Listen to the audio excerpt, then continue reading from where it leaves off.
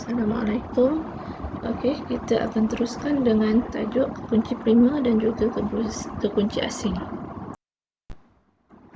Okey, dalam entiti atau dalam jadual ataupun pakaran data mesti mempunyai kekunci prima ataupun kekunci asing.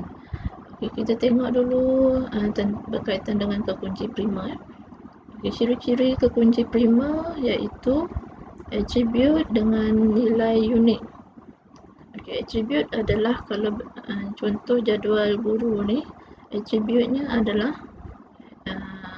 tajuk-tajuk yang di atas ni, iaitu nama, nombor pekerja, bilangan anak, nombor IC. Okay. Nilai maksudnya rekod-rekod yang di bawah ni.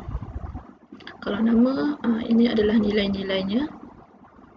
Okay, nombor pekerja, ini adalah nilai-nilainya, rekod tu. Okay, so nilai itu mesti unik. Dan apa maksud unik? Unik adalah sesuatu yang tidak sama, yang berlainan. Contoh kalau muka manusia dia unik, maksudnya mukanya adalah setiap seorang tu berlainan. Okey.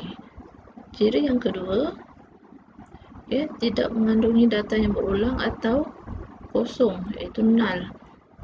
Okey, contoh kalau nama guru, kadang-kadang kita akan jumpa nama guru tu berulang. Contoh kalau sekolah kita ada 2 nama guru berulang, Cikgu Hayati. So jadinya nama tu tak boleh dijadikan sebagai kekunci prima. Kalau tengok contoh yang dalam jadual ni, apa yang berulang kat sini adalah tengok bilangan anak. Macam contoh ni Adam, Cikgu Adam, bilangan anak dia 1, Cikgu Nadia, anak dia pun 1. Maksudnya bilangan anak ni tidak boleh dijadikan kekunci prima. Dan yang kedua ni dia kata tidak boleh kosong. Kosong bukan nombor kosong, maksudnya null, iaitu dia macam ni, data ni tak ada apa-apa, tak dapat dikesan. Mungkin kita tak dapat kesan cikgu aslinya ni anak dia berapa. So jadi ini juga dianggap sebagai tidak boleh dijadikan sebagai kunci prima. Okay, yang ketiga digunakan untuk mengenal pasti rekod dalam jadual. Okey, contoh kalau dalam jadual guru ni, dia punya kekunci primanya adalah nombor IC, iaitu sebab nombor IC dan juga nombor pekerja, yang mana kedua-dua atribut ni boleh dijadikan kekunci prima. Dan rekod kita boleh gunakan untuk mengenal pasti siapa guru yang berkenaan. Contohnya kalau kita berdasarkan nombor IC, kita masukkan satu nombor IC, dia akan dapat detect IC ni adalah untuk Cikgu Nur Ashikin. Sebab tak ada nombor yang sama IC-nya dengan Cikgu Nur Ashikin. Okay, so itu yang dikatakan untuk mengenal pasti rekod dalam jadual. Okay, yang keempat, setiap entiti mempunyai sekurang-kurangnya satu kekunci prima. Macam jadual ni kita ada 2 kan, so 2 dia boleh jadi, so sekurang-kurangnya 1.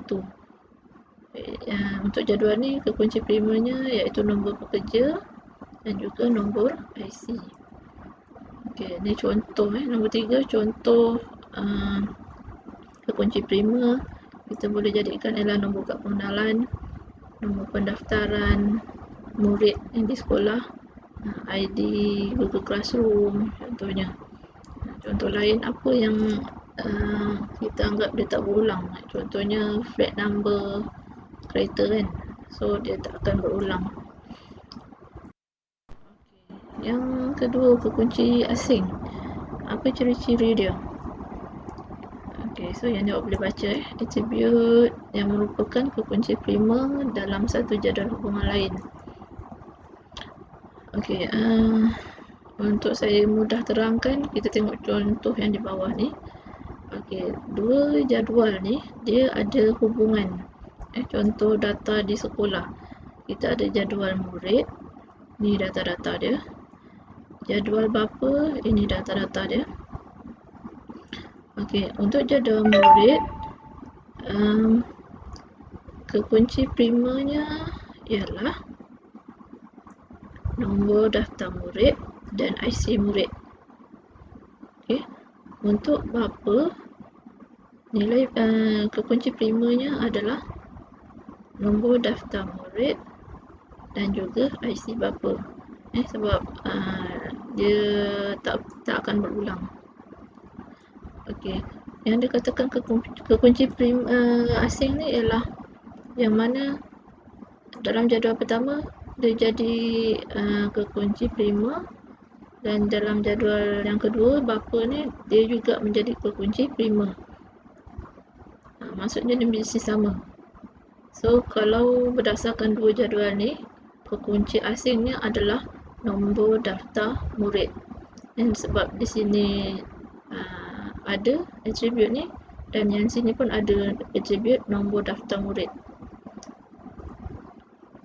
Untuk IC murid, walaupun dia kekunci prima untuk murid, tapi kalau kita tengok pada jadual bapa, dia tak ada atribut IC murid. So IC murid ni bukan kekunci asing. Begitu juga dengan IC bapa, walaupun dia kekunci prima di jadual bapa ni, tapi dia tidak ada dalam jadual murid. IC bapa tak ada kan di sini. So IC bapa ni tidak boleh dijadikan kekunci asing. So untuk dua contoh ni, kekunci asingnya adalah satu saja, iaitu nombor daftar murid. So kalau ada dua atau lebih jadual, contohnya mungkin ada satu lagi jadual, katakan jadual ibu pula, so kita akan kena compare lah, yang mana ketiga-tiga jadual tu mesti ada atribut yang sama, baru boleh kita katakan itu adalah kekunci asing. Ini tajuk yang seterusnya, iaitu tajuk kekardinalan, ataupun dalam bahasa Inggerisnya adalah cardinality, antara entiti dan dalam hubungan. Okey, kekardinalan merujuk kepada hubungan antara entiti dalam satu pangkalan data. Okey, terdapat dua jenis kekardinalan. Kekardinalan yang pertama iaitu one to one, dan yang kedua nanti adalah one to many. Okey, one to one maksudnya satu entiti yang berhubung dengan hanya satu entiti yang lain. Okey, contohnya guru dia akan mengurus kelas. Bermaksud satu orang guru dia akan mengurus hanya satu kelas. Mengurus maksudnya dia jadi form teacher. Tak ada guru yang dia urus sampai 2-3 kelas yang lain. So maksudnya ini yang dikatakan one to one. Okay, contoh so ini adalah dipanggil gambar rajah yang ini dipanggil sebagai rajah perhubungan entiti ataupun ERD dan kekardinalan. Okay, yang kedua ni tadi adalah kekardinalan one to many. Kita akan tulis satu titik bertindih M. Okey, contohnya satu entiti yang mempunyai hubungan dengan satu atau lebih. Contohnya kalau di library tu, murid dia akan meminjam sama ada satu atau lebih buku, kan? So kita boleh lukis rajah ERD ni, murid meminjam buku. So satu kepada many, one to many. Okay. So untuk latihan, so awak boleh jawab soalan ni. Nombor 1 ni awak tanda je lah yang mana yang awak rasakan dia boleh dijadikan sebagai kekunci primer. Awak tikkan je. Berdasarkan 3 jadual ni, so awak kena salin. Okay, salin ataupun print pun boleh lah. Berdasarkan 3 jadual ni, awak lengkapkan jadual yang di bawah ni, A dengan B. So daripada jadual ni awak nyatakan apakah dia punya entiti.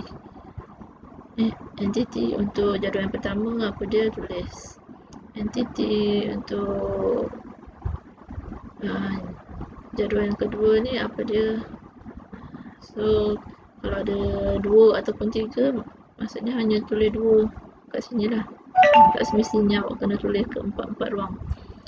Okey, kemudian nyatakan juga kekunci primer.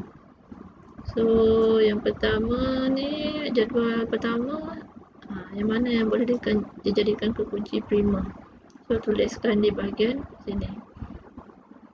Untuk ketiga-tiga jadual ni, kekunci primernya tulis di bahagian ni. Okey, soalan B, awak kena nyatakan kekunci asing bagi ketiga-tiga jadual. So maksudnya awak kena tengok daripada kekunci primer ni tadi, untuk ketiga-tiga jadual yang mana dia punya attribute. Untuk jadual pertama ni ada, di jadual kedua ada, di jadual ketiga pun ada. So itu adalah kekunci asing. Okey, latihan yang ketiga. Okay, berdasarkan situasi yang ini, A, B, C ini, awak lukiskan rajah hubungan entiti, ERD, dan kekardinalan. Contoh macam ni. Seorang murid membeli 1 atau lebih makanan di kantin. So maksudnya murid, buat dalam segi 4 macam ni, murid dia membeli